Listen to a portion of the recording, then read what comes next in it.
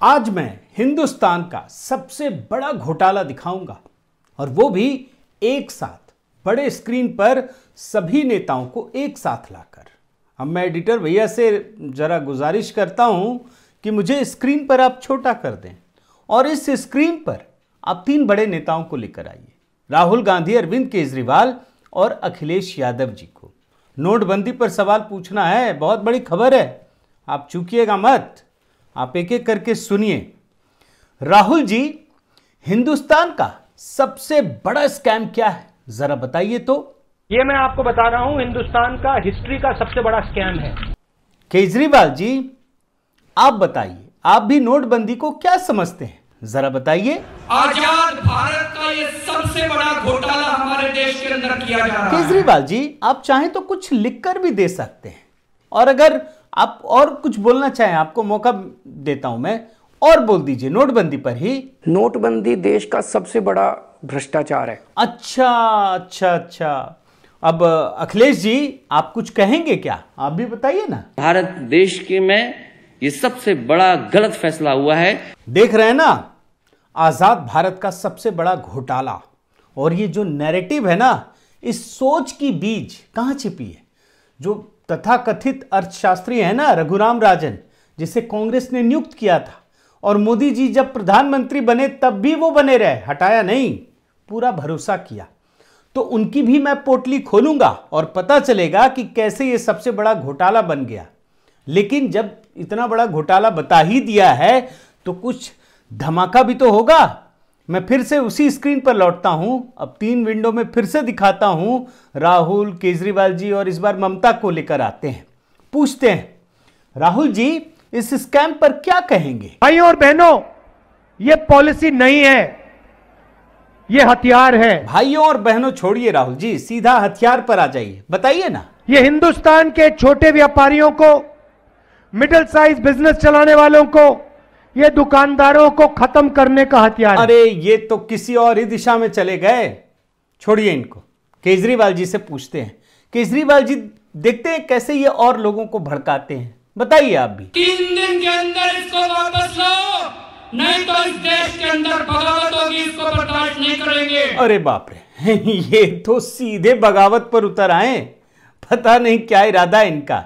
अब ममता जी क्या करेंगी, देखते हैं वो कैसे इनसे कंपटीशन करती है। ममता जी, आप भी बताइए। 3 दिन का अंदर अगर वापस कर ले ठीक है, प्लानिंग कर लो ठीक है, ये हाल निकालो तो ठीक नहीं है। अगर आप नहीं करोगे, हम लोग इसको छोड़ने वाला नहीं है। अरे बाबा, ममता दीदी भी छोड़ने वाला नहीं है। वैसे एक बात बताऊं, इस मामले में भी अगर चीन का तड़का ना लगे तो मजा नहीं आएगा। फिर आते हैं उसी विंडो पर, वही अपने राहुल, अखिलेश जी और केजरीवाल जी को लेकर आइए। पूछते हैं जरा, राहुल जी, चीन और कुछ इसमें कनेक्शन है क्या, जरा बताइए ना। जो काम चाइना की सेना नहीं कर सकती, नोटबंदी ने और जीएसटी ने कर दिया। हाँ, ये बात हुई। अब अखिलेश भैया, आप बताइए, कुछ आप भी चीन वाला एंगल है क्या आपके पास, जरा बताइए तो। नोटबंदी इसलिए की गई थी जिससे चीन से इंपोर्ट बढ़ जाए, चीन से चीजें ज्यादा आ जाएं। सही बात, बिल्कुल सही बात। केजरीवाल जी, आप चीन वाला एंगल जोड़ेंगे क्या, नहीं जोड़ेंगे? चलिए कुछ कागज वाला बता दीजिए ना, आप तो बड़ा कागज दिखाते हैं, देते हैं, वही बता दीजिए आप। जो मैंने जनता के सामने कागज रखे हैं, वो कागज ये दिखाते हैं कि 8 लाख करोड़ रुपए का घपला है। अब इतनी गंभीरता के बाद दोस्तों, कुछ एंटरटेनमेंट भी तो चाहिए ना। नोटबंदी को लेकर इतना बड़ा मतलब घपला, घोटाला बताने के बाद भी ये एंटरटेनमेंट से नहीं चुके। राहुल बाबा के पास ही चलते हैं। अच्छा राहुल जी, नोटबंदी का कुछ सीक्रेट बताइए ना, कुछ भी ऐसा सीक्रेट जो लगता हो आपको ही पता हो, बताइए। Mr. Narendra Modi told all his BJP people that this was going to happen at once. अच्छा, मोदी जी ने सब कुछ भाजपा वालों को बता दिया था, वेरी गुड। इससे भी बड़ा कोई सीक्रेट है क्या, बताइए। मुझे नहीं लगता कि फाइनेंस मिनिस्टर को भी यह मालूम था। वाकई में बहुत बड़ा सीक्रेट है। और भी इससे बड़ा कोई सीक्रेट है क्या, जरा खींचिए, बताइए। नरेंद्र मोदी ने अपने कैबिनेट को नोटबंदी के समय रेस कोर्स रोड में ताले से बंद किया था, सच्चाई है। एसपीजी वाले मेरी भी सिक्योरिटी करते हैं, इन्होंने बताया मुझे। ओहो हो, कमाल है। अब इससे ज्यादा सीक्रेट नहीं सुन पाऊंगा राहुल जी। खैर छोड़िए इनको। अखिलेश जी, ये राहुल बाबा जो सीक्रेट सुना रहे हैं उस पर आप कुछ कहेंगे क्या? अभी तो बड़े लोग इसमें फंसेंगे, जो बड़े कुर्सी पर बैठे लोग हैं। बड़े बड़े लोग फंसेंगे? फिर तो कुछ होना चाहिए। केजरीवाल जी आप ही बता दीजिए। जो भी केंद्र सरकार में जिम्मेदार है उसके ऊपर ठगी का, चीटिंग का और धोखाधड़ी का मुकदमा चलना चाहिए। साथियों नमस्कार, मैं हरिश्चंद्र बर्णवाल। नोटबंदी पर इतने सारे बयान एक साथ सुनाने का मकसद यह है कि आप इस देश के विपक्ष का क्रूप चेहरा देख सके, समझ सके, क्योंकि नोटबंदी वाकई में इस देश का सबसे बड़ा स्कैम है। सबसे बड़ा मैं भी मानता हूं, लेकिन ये सरकार का नहीं है, ये विपक्ष का है।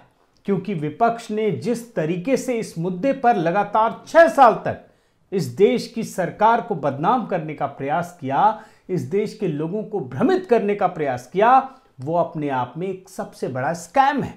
लेकिन पहले आप खबर देखिए। सुप्रीम कोर्ट ने साफ कर दिया है कि नोटबंदी एक सही फैसला था। आप रिपोर्ट देखते चले जाइए।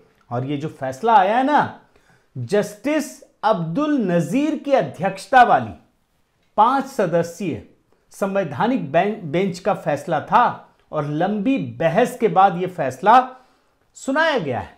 और इस फैसले का महत्व कितना बड़ा है यह भी समझ लीजिए। न केवल विपक्ष ने भ्रमित किया देश को, आरोप लगाया अनाप शनाप, बल्कि 58 याचिकाएं एक साथ दाखिल की गई थी। देख लीजिए, शायद ही कोई मामला हो जिसमें इतनी सारी याचिकाएं और स्वीकार की गई थी। लेकिन सुप्रीम कोर्ट ने सभी याचिकाओं को एक साथ खारिज कर दिया। लेकिन यकीन मानिए, सुप्रीम कोर्ट में खारिज करने से पहले नोटबंदी को, आज से कितने साल पहले नोटबंदी की गई थी, कुछ इतिहास भी आपको दिखाता हूं। 6 साल से अधिक समय बीत चुका है। मोदी सरकार ने यह फैसला 8 नवंबर 2016 को किया था। और अगर आप इसको सही नजरिए से देखें तो आजाद भारत के इतिहास में इतना बड़ा साहसिक फैसला कभी किसी प्रधानमंत्री ने नहीं किया। हिम्मत नहीं हो सकती, क्योंकि यह एक ऐसा फैसला था जिसमें पीएम को पता था कि आम लोगों को कितनी बड़ी परेशानी का सामना करना पड़ सकता है। चुनाव हार सकते हैं, कोई भी नेता ना चुनाव हारने के लिए काम नहीं करता है, लेकिन इन्होंने इतना बड़ा रिस्क लिया। लेकिन उसका नतीजा क्या हुआ? कांग्रेस और लेफ्ट लिबरल इकोसिस्टम ने इस फैसले को गलत साबित करने के लिए एक नैरेटिव गढ़ना शुरू कर दिया और एक सुर से यह बताना शुरू कर दिया कि ये एक तानाशाह का फैसला है। बिना किसी एक्सपर्ट से राय मशविरा किए यह फैसला लागू किया गया है। और ये जो खेल है ना, नैरेटिव गढ़ने का खेल, ये कहां से शुरू हुआ? आपको बताया था ना, ये पोटली कहां से खुली है। ये जो इनका गवर्नर रहा है ना, आरबीआई का गवर्नर, मोदी जी के समय भी थे ये, मोदी जी ने हटाया नहीं था। रघुराम राजन, तत्कालीन गवर्नर, उन्होंने तमाम मीडिया को इंटरव्यू में क्या कहा आप देखिए। At no point was RBI asked for demonetisation decision, says former RBI governor Raghuram Rajan. इसके बाद रघुराम राजन ने एक के बाद एक कई आरोप लगाए। आप देख लीजिए, उन्होंने कहा कि काले धन को खत्म करने के लिए नोटबंदी का समाधान अच्छा फैसला नहीं था। उन्होंने इस फैसले को भी बुरा बता दिया। पहले कहा कि कोई विचार नहीं लिया गया और फिर फैसले को भी बुरा बता दिया गया। और उन्होंने सबसे बड़ा आरोप यह लगाया, आप रिपोर्ट देखिए, कि नोटबंदी को लागू करने की योजना अच्छी तरह से लागू नहीं की गई। आप समझते रहिए एक के बाद एक किस किस तरह के आरोप लगाए जा रहे हैं। ये इसलिए लगाए जाते हैं क्योंकि नैरेटिव गढ़ा जा सके। और फिर उन्होंने ये भी कह दिया कि आरबीआई में कोई भी नोटबंदी नहीं चाहता था। और ये सब आरोप कौन लगा रहा है? आरबीआई के गवर्नर पद पर बैठा हुआ व्यक्ति लगाता रहा। और तब नहीं लगाया जब वो गवर्नर था, बल्कि जब उसके गवर्नर का टर्म पूरा हो गया उसके बाद उसने ये लगाना शुरू किया। क्यों? क्योंकि वो अपने राजनीतिक मित्रों को इसका लाभ दे सके, चुनाव में इसका फायदा दिला सके। और इनके राजनीतिक मित्र कौन है? राहुल गांधी और इनके तमाम लेफ्ट लिबरल इकोसिस्टम के नेता। और ये तब स्पष्ट हो गया जब ये भारत जोड़ो यात्रा में शामिल हुए, राहुल गांधी के साथ कदम ताल करते नजर आए, तब और जाकर ये क्लियर हो गया। अब आप जरा सोचिए कि आरबीआई में गवर्नर रह चुका व्यक्ति रघुराम राजन कांग्रेस और लेफ्ट लिबरल इकोसिस्टम को पूरा मसाला देता रहा नैरेटिव बनाने के लिए, और इसी मसाले को पकड़ करके कांग्रेस, केजरीवाल समेत तमाम राजनीतिक पार्टियों ने हथियार बनाकर पीएम मोदी पर हमला करना शुरू कर दिया। अब जब रघुराम राजन लगातार आरोप लगाते रहे तो राहुल गांधी के जो सबसे बड़े साथी है, बहुत बड़े अर्थशास्त्री ज्ञानी, ये वित्त मंत्री भी थे पी चिदम्बरम साहब, और ऊपर से वकील भी, तो वो सुप्रीम कोर्ट में इसकी कानूनी लड़ाई लड़ रहे थे। ये पूरा इकोसिस्टम ऐसा ही है। एक तो खुद प्रधानमंत्री बहुत बड़े विशेषज्ञ, लेकिन कैसी विशेषज्ञता ये तो हम सब ने देखा है। कितने सारे घोटाले एक के बाद एक सामने आए, ऊपर से पी चिदम्बरम, रघुराम राजन। तो निश्चित रूप से सच्चाई ये है कि ये पहला मामला ऐसा है आजाद भारत के इतिहास में जिसे लेकर के लगातार और कई वर्षों तक सरकार को बदनाम किया जाता रहा, और इसीलिए ये बयान बड़े महत्वपूर्ण हो जाते हैं। नोटबंदी के नाम पे आजाद भारत का ये सबसे बड़ा स्कैम है। 8 लाख करोड़ किसको फायदा हो रहा है? अरविंद केजरीवाल ने सिर्फ सबसे बड़ा स्कैम ही नहीं कहा, याद रखिए, बल्कि उन्होंने इसके खिलाफ, एक चुनी हुई सरकार के खिलाफ लोगों को बगावत करने के लिए भड़काया। यह बड़ा महत्वपूर्ण है और यह बयान मैं आपको दिखा चुका हूं। लेकिन सच्चाई क्या है? सच्चाई यह है कि नोटबंदी से इस देश को बहुत फायदा हुआ, कई फायदे हुए।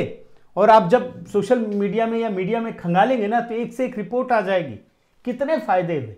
अब इस पर मैं अगर बताने लग जाऊं तब तो फिर अलग से एक पूरा का पूरा वीडियो ही बनाना पड़ेगा। वो भी मैं कभी बना चुका हूं शायद, मुझे जहां तक ध्यान आ रहा है, लेकिन इस वीडियो में उसको छोड़ देता हूं। और यही वजह है कि सुप्रीम कोर्ट ने भी लंबी बहस के बाद, एक एक कागज पत्तर देखने के बाद यह पाया कि यह फैसला पूरी तरह से वैध था, नियमों के अनुरूप लिया गया फैसला था। इसमें किसी भी प्रकार की प्रक्रिया की अवहेलना नहीं की गई। लेकिन सवाल तो यह है ना कि विपक्ष ने जिस प्रकार से 6 साल तक इस देश को गुमराह किया, लोगों को भ्रमित किया, आखिर उसकी भरपाई कौन करेगा? साथियों, प्रजातंत्र में सत्ता के संघर्ष का मैदान युद्ध भूमि नहीं, बल्कि 130 करोड़ देशवासियों का मन, उनकी तर्क शक्ति होती है। और याद रखिए, इसे ही भ्रमित करने के लिए कांग्रेस ने झूठे प्रमाणों के साथ उन्हें एक नैरेटिव बनाकर परोसने की कोशिश की है। लेकिन इसे आप दैवीय शक्ति का प्रभाव ही समझिए कि जनता जनार्दन ने प्रधानमंत्री मोदी की बात को समझा, उसका अनुसरण किया और तमाम चुनाव में कांग्रेस और इस लेफ्ट लिबरल इकोसिस्टम को लगातार ये चुनाव के दौरान बताते रहे कि हां, मैं मोदी जी के साथ हूं, इस फैसले के साथ खड़ा हूं। उन्होंने परेशानियां सही, लेकिन किसी भी प्रकार से अपने फैसले के जरिए यह एहसास नहीं होने दिया कि अगर प्रधानमंत्री कोई सख्त फैसला करते हैं तो उनसे वो पीछे हटेंगे।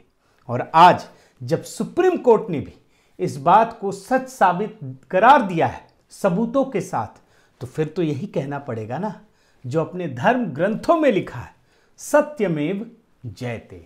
बहुत बहुत धन्यवाद। आपसे निवेदन है साथियों कि आप मेरे इस चैनल को जरूर सब्सक्राइब कीजिए, लाइक कीजिए, शेयर कीजिए, कमेंट कीजिए और इस बेल आइकन को प्रेस करना मत भूलिएगा। नमस्कार।